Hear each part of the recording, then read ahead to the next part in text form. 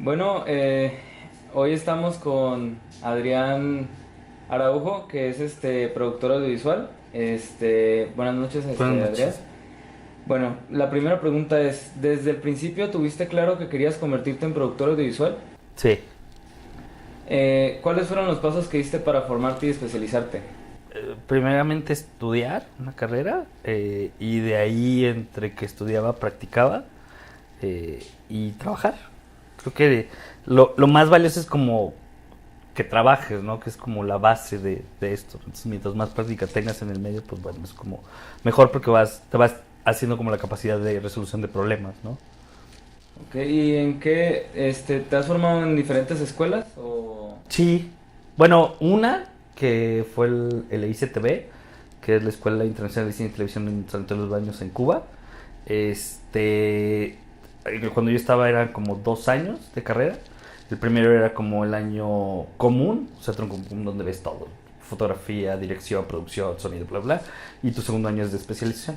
Entonces en el segundo año me especialicé en cinefotografía y de ahí pues, cursos y talleres extras aparte, ¿no? ¿Hasta qué punto consideras necesario el tener una perspectiva global e internacional al formarse en producción audiovisual?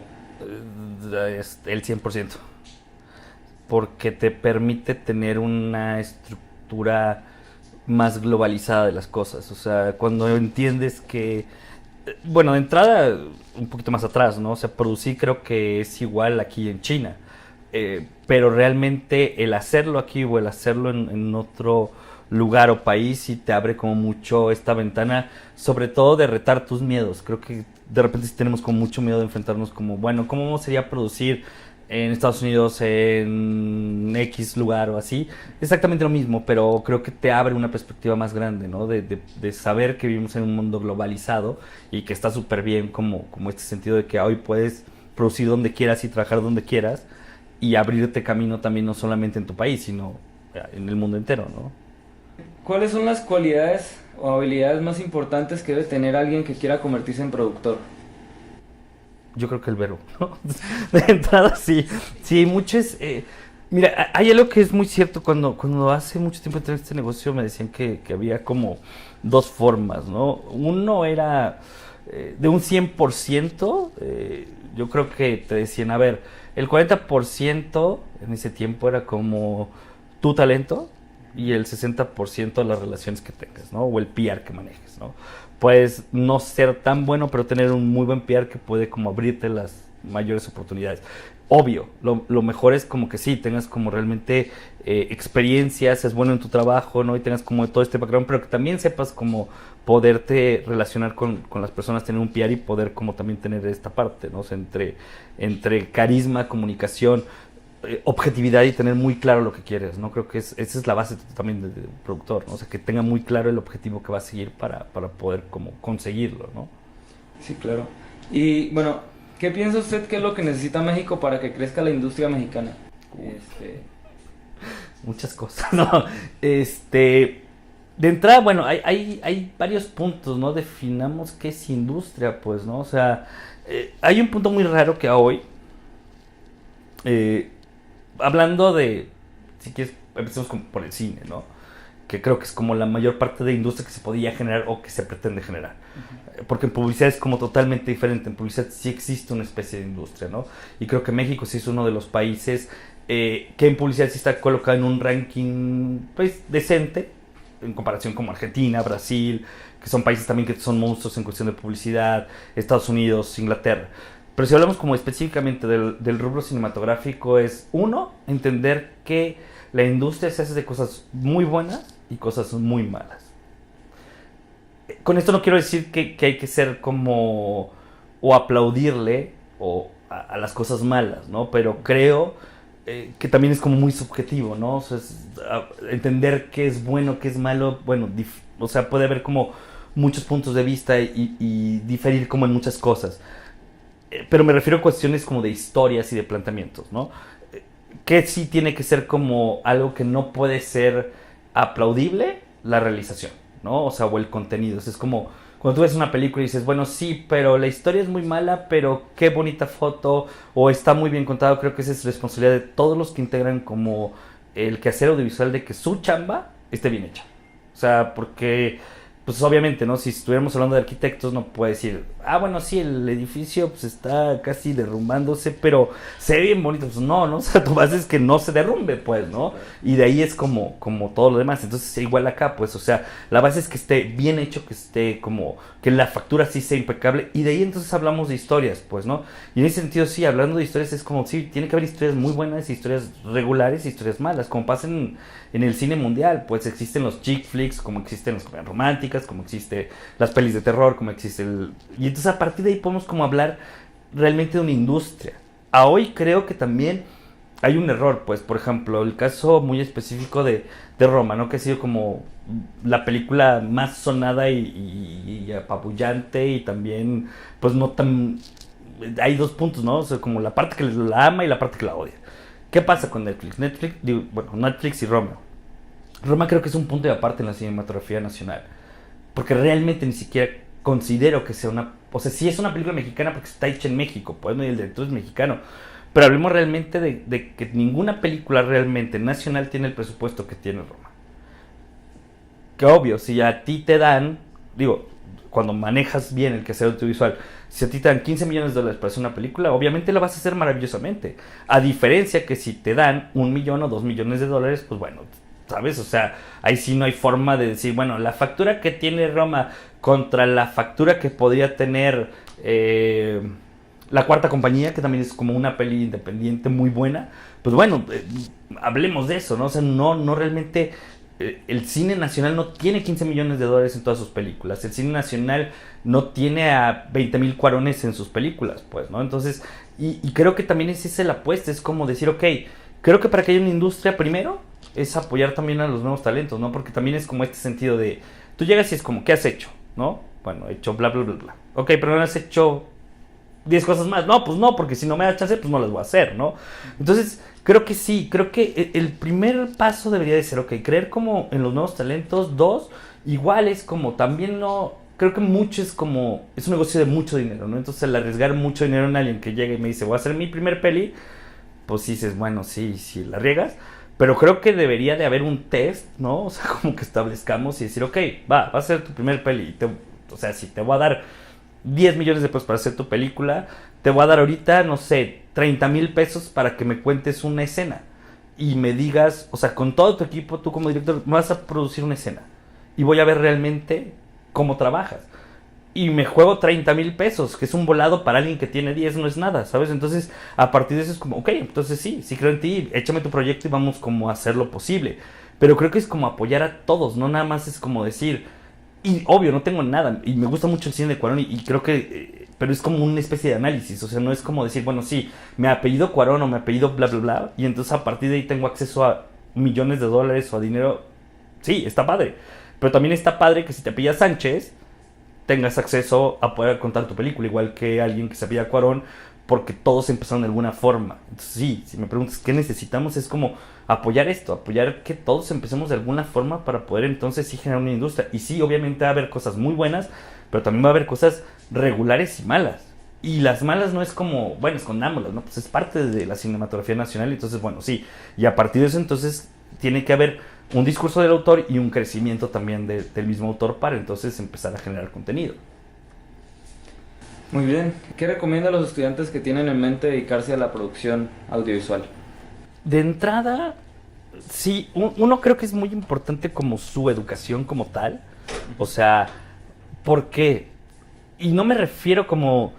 Porque también hay la otra parte, ¿no? O sea, la gente que sí, que igual y por las áreas del cine puedes estudiar en una escuela buena, entre comillas, ¿no? O sea, CUEC, CCC, el New York Film Academy, o sea, que de repente, pero también hay como otras universidades que a lo mejor también es como, pues no tienen el nombre o no tienen como las herramientas, pero también depende de ti hacerte las herramientas. Entonces uno, sí, creo que es la escuela, pero esa escuela no solamente está en las aulas, o sea, también es como su responsabilidad de leer, ¿no? Creo que también leer es como muchísimo.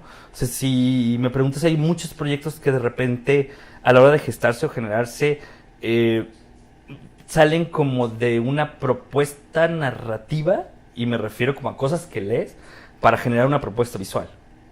Dos, ver mucho también, o sea, de lo que sea, y lo mismo, o sea, no solamente el cine que te gusta, también el cine que no te gusta, porque que llega un momento en que si tú de repente dices, me gusta la foto, me gusta la dirección, no quiero ser productor, pero no siempre vas a contar con la fortuna de hacer lo que te gusta.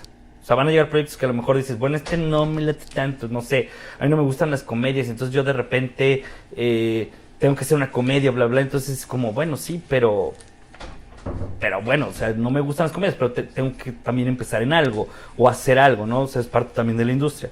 Entonces, uno, leer, ver mucho, cine, comerciales, videoclips, o sea, todo el producto audiovisual creo que es como enriquecedor, ¿no? O sea, te da también mucho este nuevo estilo de contar las cosas, ¿no? También muchos directores, hay una parte que a hoy se pelea mucho, ¿no? Que quien se dedica a la publicidad de repente no puede dedicarse al cine o viceversa, ¿no? Creo que la publicidad te da muchas herramientas, o sea, sobre todo herramientas narrativas. O sea, tú filmas un comercial y muchos comerciales que he llegado a hacer tienen el presupuesto o casi más del presupuesto que puede tener una película mexicana. O sea, hay comerciales que haces que de presupuesto tienen 5 millones de pesos. O hay comerciales que de repente tienes 10 millones de pesos, ¿no? Entonces tienes el mismo presupuesto que tiene una película mexicana, o más, ¿no? Para hacer a lo mejor 20 películas independientes en 1 o 2 días de producción.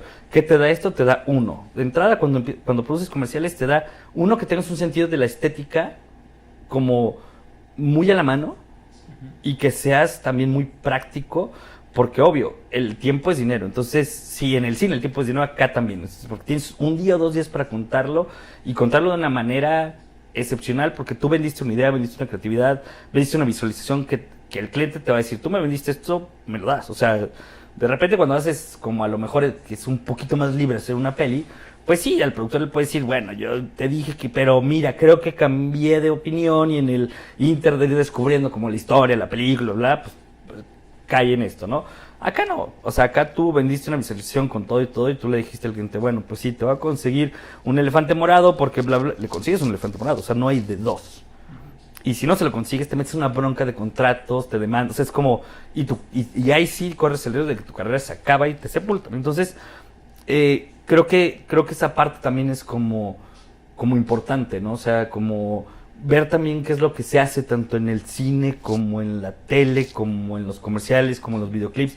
Por ejemplo, en Estados Unidos muchos directores y muchos productores de cine vienen del videoclip o del comercial, ¿no?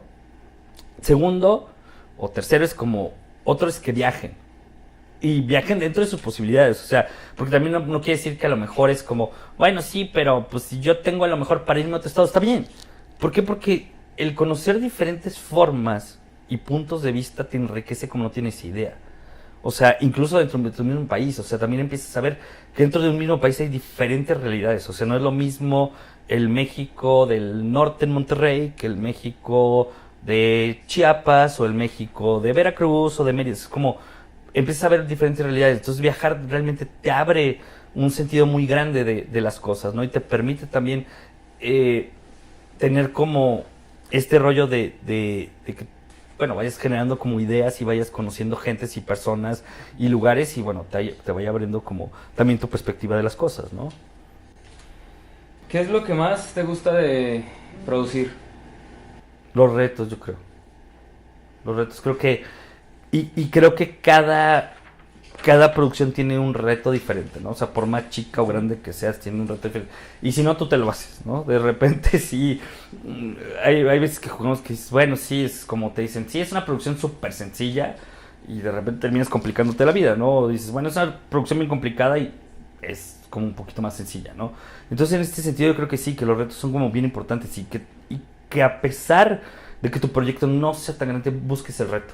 O sea, busques darle la vuelta, porque también eso es parte de crecer como profesional, no sé, de que dices, bueno, sí, a ver, ¿qué tengo que hacer? No sé, mañana en el ejercicio de la escuela me dejan, no sé, una persecución. Bueno, dale la vuelta, o sea, es como, imagínate cualquier cosa. O me dejan hacer un docu con 2, 3, dale la vuelta, ¿sabes? O sea, es como, no lo pienses como, hay como un sentido de publicidad que se usa mucho que se llama out of the box, ¿no? O sea, es como salte de la caja y realmente piensa fuera de la caja, ¿no? Es muy trillado, pero realmente sí es cierto, pues, o sea, de repente cuando vas como reinventándote a ti mismo, también eso está bien chido, pues, o sea, porque también te permite generarte retos, porque si nunca te planteas un reto y todo lo haces como, bueno, en una zona segura o de comodidad, bueno, cuando te enfrentas a los retos, pues tu capacidad de resolución pues sí va a ser como menor, ¿no? ¿Cuál ha sido la producción más difícil en cuanto a trabajo en la que ha estado y por qué? Es que son varias. Es como, y es lo que te digo, o sea, todas tienen como un reto, pues, ¿no? Mucho también de eso, este, también refiere, hay algo muy curioso y ahorita como retomo como tu pregunta, ¿no? Pero esto creo que también es importante. Todos cuando llegamos como a este rollo siempre creemos que vas a tener el proyecto de tu vida. O sea, siempre es como, y va mucho en cuestión a edad, tiempo y espacio, que se oiga raro, pero es así. Y creo que es una presión muy grande para todos, ¿no? Pero creo que sí tenemos que llegar a entender algo. Esta carrera está bien chido porque creo que es el único trabajo que si lo viéramos como un deporte, realmente no estás corriendo una carrera de velocidad, estás corriendo un maratón. Entonces, un maratón es cuestión de resistencia. Y realmente no importa quién llegue primero o quién llegue el último. Es cuestión de resistir. El tiempo que tú te tardes corriendo. A partir de ahí, cuando tienes esto, le bajas mucha presión a cuántos años tienes o por qué tienes y qué has logrado, qué no has logrado, o cuál es el proyecto de tu vida, ¿sabes? O sea, ¿por qué? Porque entonces te das cuenta que también no importa. Mientras más grande seas, te van a seguir contratando. Porque a fin de cuentas, tienes experiencia y esa experiencia está valiendo también como lo que te avala o te respalda para seguir trabajando, ¿no?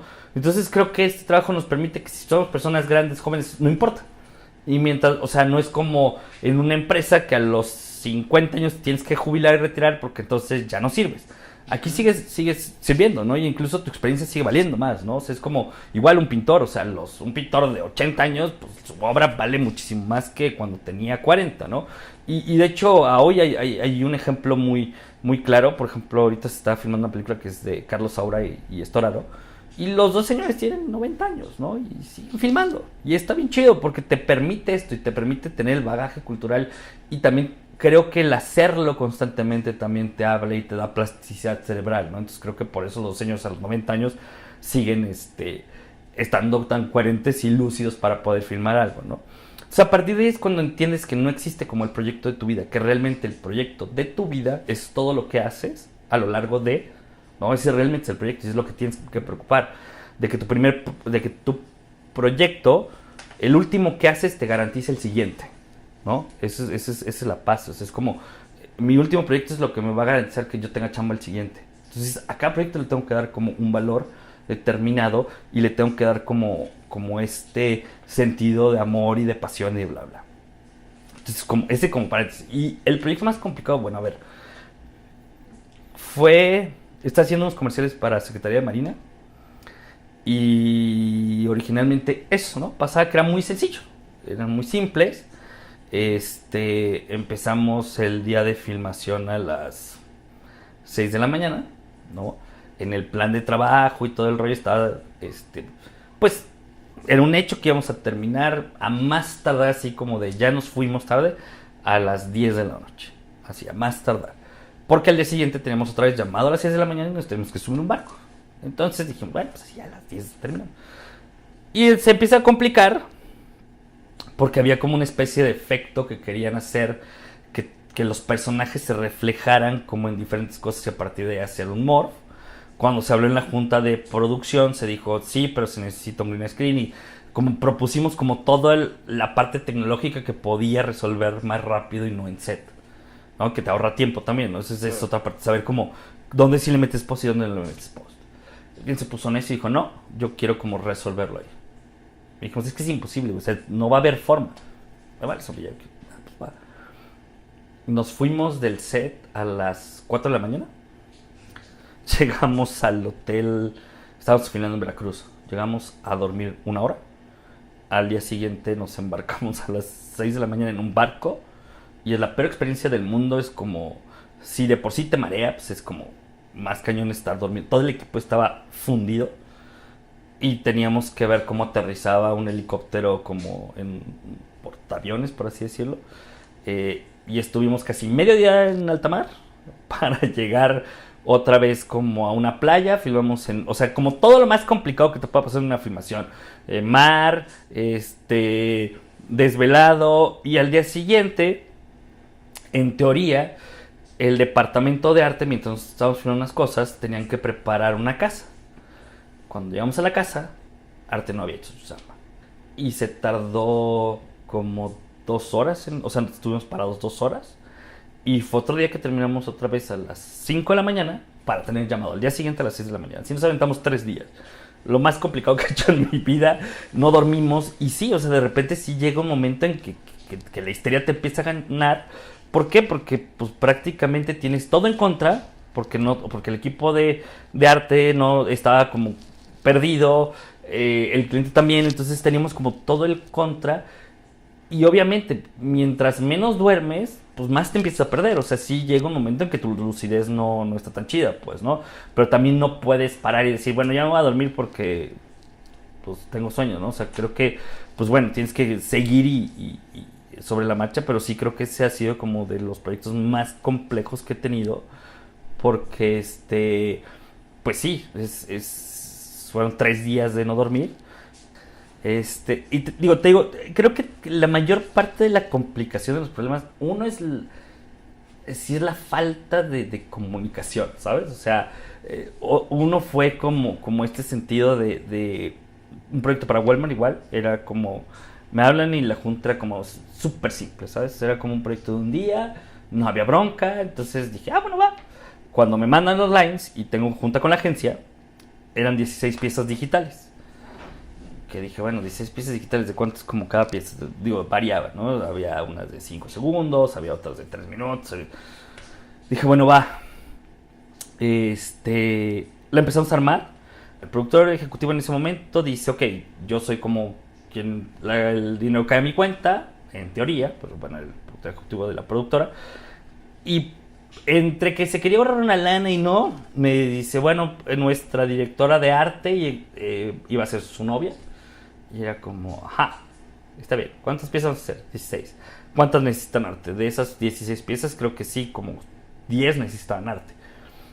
Y le dije, bueno, ¿dónde va a ser todo? Pues en un foro, ok, va, entonces preparemos el foro. El rollo es que su novia está embarazada.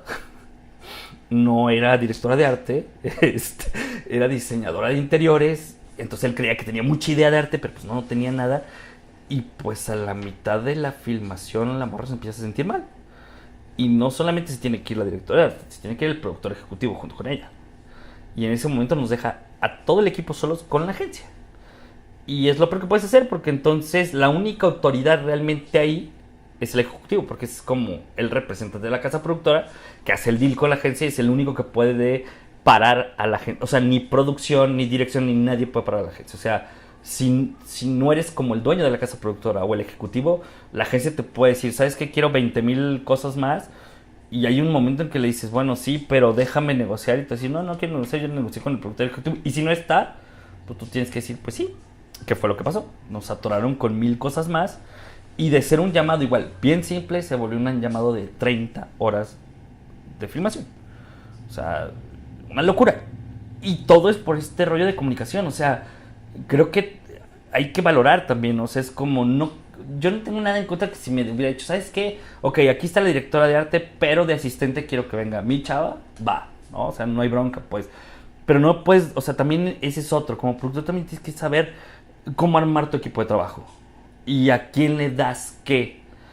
Y no es que no des oportunidades, pero también es como hay puntos muy claves y de repente cuando te juegas dinero, pues que no se lo vas a dar a cualquiera porque sabes que tu cabeza está en riesgo y ahí vas a perder como... Creo que la complejidad realmente de un proyecto sí va mucho en la comunicación, en las decisiones que tomes, cómo las tomas. Entonces es esto, pues, o sea, y retomando a lo mismo, mientras más experiencia tengas, mientras más hayas visto y tengas como esta capacidad de resolución de problemas, pues bueno, a fin de cuentas es más fácil, sabes cómo librarlas, que va a haber cosas que pues no, o sea, nunca vas a poder como librar, ¿no? O sea, hay muchas cosas muy ilógicas que de repente pueden llegar a pasar que se vuelven como anecdotarios que te ríes y dices, neta, sí es cierto. O sea, me acuerdo que tengo un amigo que tiene como, asegura producciones, ¿no? Entonces él es como el director de los seguros de las producciones, ¿no? Entonces una vez estábamos cotorreando y le dije, me dijo, no, pero vas a asegurar tu producción. Le dije, no, la neta, bueno, sí, asegúramela, pero con, no sé, te puedes asegurar del 5% hasta el 10%, hasta el 20%, ¿no? Y entonces dice, bueno, a ver, te va a poner como, siempre hay un apartado de que te cubre el seguro cosas que no estén, o sea, todo lo que sea, todo lo que exista y lo que no exista, ¿no? Me estaba contando algo que dije, neta, es como, bueno, que le caiga un rayo en la cámara y dices, ajá, no es cierto. ¿Cómo? Me dice, sí, acaba de pasar, o sea, pasó una producción, estaban filmando en película y están haciendo un timelapse. Y entonces están en medio de la nada, por así decirlo, y de repente ven las nubes y es como, ¿crees que llueve? Y es como, pues no sé, pues igual ahorita ya vamos a terminar. Una nube arriba de ellos, cae un rayo y obviamente pues la cámara con tripié y todo hizo tierra. Le cae la cámara y en 1000 pedazos, ¿no? Entonces es como... Entonces sí hay cosas que uno dice, este es como ilógico y no me podría pasar, pero no sé si es suerte o no, porque tampoco me gustaría dejarlo como al azar, pero también sí. O sea, hay cosas que uno no prevé y que de repente te pasa y se vuelve la peor experiencia de tu vida y dices, ¿cómo? Y sí, hay producciones que te puedo contar 1000 anécdotas que son como catastróficas, ¿no? Y que al final te ríes y dices, ¿cómo? O sea, se te inunda un set, un rayo en la cámara, es como, y dices, neta, o sea, es como, esto no, porque no lo tenías previsto, ¿no? Era como lo peor que te puede pasar en ese momento y dices, neta, o sea, o por ejemplo, igual, un día soleado que se pronostica que no hay lluvia y te cae un diluvio y es como, ay, ahora tengo que aplicar un rain day porque necesito un día extra de filmación porque no puedo filmar, ¿no? Pero sí, son de esas cuestiones que son como muy graciosas de repente, pero pues hay que preverlas y que la experiencia medio te las da y a veces no tienes ni idea de qué pueda pasar, ¿no? Entonces, pues creo que es eso, ¿no? O sea, saber sortear, ¿no? Como los problemas y que también vamos a lo mismo, ¿no? De qué es lo que hace un buen productor. Bueno, pues su choro que sepa sortear esto y que sepa como convencer a su equipo de trabajo. Entonces es como eso, también tu habilidad de ser un buen negociador, ¿no? ¿Cómo considera la producción en medios en Guadalajara? ¿Qué necesita Guadalajara para llegar a ser como, por ejemplo, el DF, que es en producciones audiovisuales lo mejor en el país? De entrada, creérnoslas, ¿no? O sea, ese es el principal. Yo te voy a decir algo, es como. Por eso te digo que de repente el viajar incluso dentro del estado, ¿no? Lo que decíamos, o sea, si tú eres aquí y te vas como a Ciudad de México un día de vacaciones o fuera de... Trabajar también fuera de te abre mucho este panorama. Creo que tenemos como la idea, y no errónea, sí es, pues, o sea, la idea de que no es que el DF sea lo mejor, es que ahí está centrado todo. O sea, ahí está la industria, es como se centraliza. Creo que realmente nuestra obligación es descentralizarlo y decir, sí, aquí sí se puede producir. Y te lo digo porque, bueno, yo realmente la mayor parte de mi trabajo no lo hago aquí, lo hago en Ciudad de México. Y hay muchas cosas que traigo como de servicios de producción del DF para acá. Y les pongo crew tapatío, gente, y de repente dicen, ¿a poco ustedes, o sea, hacen como lo mismo y más efectivo y sabe resolver problemas? ¿Por qué? Porque la mayoría que de repente si empiezas como, yo sí empecé a trabajar aquí, entonces de repente sí, no tienes el equipo que tienen allá y a lo mejor no tienes, o sea, antes no existía todo eso, entonces tienes que empezar a solucionar las broncas, ¿no? Y todos nos enseñamos como a solucionar problemas, cuando te dan las cosas entonces eres más práctico. Y sí, incluso yo he puesto como en comparativos directores de arte, fotógrafos, directores, incluso productores, staff y todo, o sea, entre gente del DF y gente de aquí, y no le pedimos absolutamente nada. El chiste es que nos la creamos, o sea, que realmente podemos descentralizarlo, traer producción para acá, y sí, sale más barato, obviamente, pues, o sea, entonces, por ejemplo, hay muchas producciones que se vienen acá porque se ahorran un 30% de lo que filmarías allá o de lo que te costaría filmar allá. Ahora, ¿qué pasa? Ya está como súper amañado ya y es como este rollo de que sí, filmas en la calle, permiso, o sea, te cobran. Acá te cobran, o sea, todo te cobran, ¿no? Y aquí todavía es negociable. Pero sí creo que deberíamos de creernos y no solamente decir, ok, no solamente compararnos con Ciudad de México, sino también el compararnos con Estados Unidos, con Europa, con España, con Inglaterra, o sea, creo que se puede, pues, o sea, realmente lo hemos visto, o sea, hay gente que tiene mucho talento y que simplemente es cuestión de que se la crea y que empiece a ver que hay un mundo afuera y traerse cosas para acá o irse también para allá, ¿no? Es eso, creo que es hacer bien tu chamba y empezártela a creer. En una frase, ¿cómo describiría la producción? Apasionante, yo creo que la producción es como apasionante y aparte, lo que te digo es un pues es una carrera de resistencia, ¿sabes? O sea, en donde mientras más dures y más tenaz seas y luches por lo que quieres, creo que se pueden conseguir las cosas. Pues a lo mejor mucho tiempo picando piedra y no pasa nada, ¿sabes? O sea, en ese inter, yo llevo 18 años haciendo esto, ¿no? Y te puedo decir que hay meses en donde no filmo nada, o sea, donde no tengo un proyecto. Y hay meses que tengo 5 proyectos.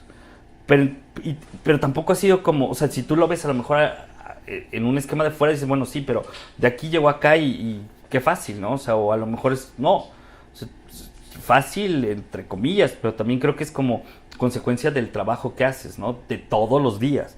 Y también saber esperar y saber resistir. Y sí, cuando no tienes chamba, bueno, ves la forma de conseguir algo, sacar un proyecto así, pero sí, o sea, es como te cuesta y te cuesta, pues eso, ¿no? O sea, y creo que es como resistir. Pero resistir en el buen sentido, ¿no? No, y más si te gusta, pues sí, se vuelve en ese sentido apasionante de lo que haces, ¿no? Bueno, pues estas fueron las preguntas que le teníamos, señor Araujo. Muchas gracias. No, gracias a ti. Realmente fue muy, nos contribuyó mucho esta entrevista y bueno, espero encontrarnos pronto en el medio. No, creo que sí, no, Muchas gracias y buenas noches. Buenas noches.